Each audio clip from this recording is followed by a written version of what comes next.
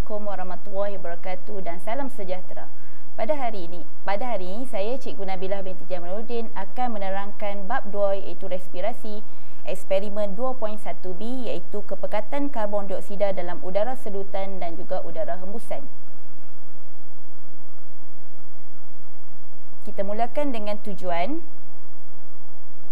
mengkaji perbezaan kepekatan karbon dioksida dalam udara sedutan dan juga udara hembusan.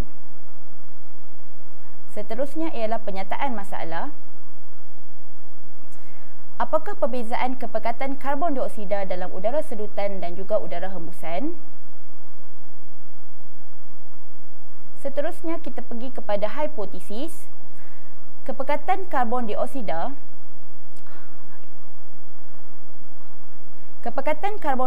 dalam udara hembusan adalah lebih tinggi berbanding dengan kepekatan udara sedutan.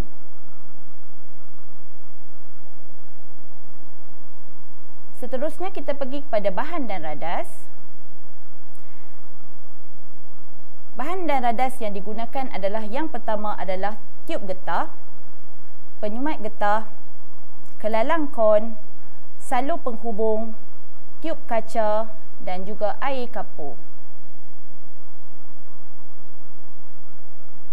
Seterusnya kita perhatikan pula prosedur bagi eksperimen ini.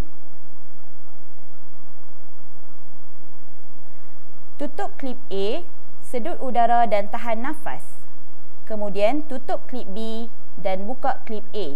Selepas itu hembus udara.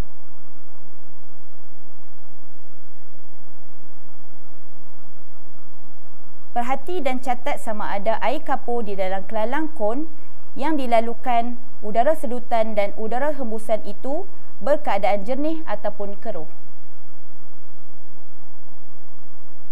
Pastikan murid-murid sama ada air kapur tersebut jernih ataupun keruh dan catatkan di dalam keputusan anda.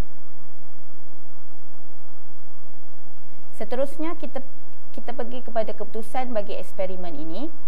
Didapati bahawa jenis udara yang dilalukan ke dalam air kapur iaitu udara sedutan, air kapur tidak keruh. Manakala bagi udara hembusan, air kapur menjadi keruh. Seterusnya kita pergi kepada kesimpulan. Hipotesis diterima. Kepekatan karbon dioksida dalam udara hembusan adalah lebih tinggi berbanding dengan kepekatan karbon dioksida di dalam udara sedutan. Marilah kita bersama-sama untuk menjawab soalan bagi eksperimen ini. Air kapur di dalam kelalang kon yang manakah menjadi keruh? Jelaskan pemerhatian anda.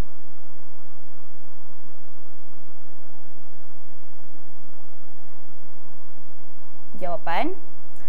Air kapur di dalam kelalang kon yang dilalui oleh udara hembusan menjadi keruh. Ini kerana karbon dioksida dalam udara hembusan adalah lebih tinggi berbanding dengan air kapur berbanding dengan udara di dalam udara sedutan.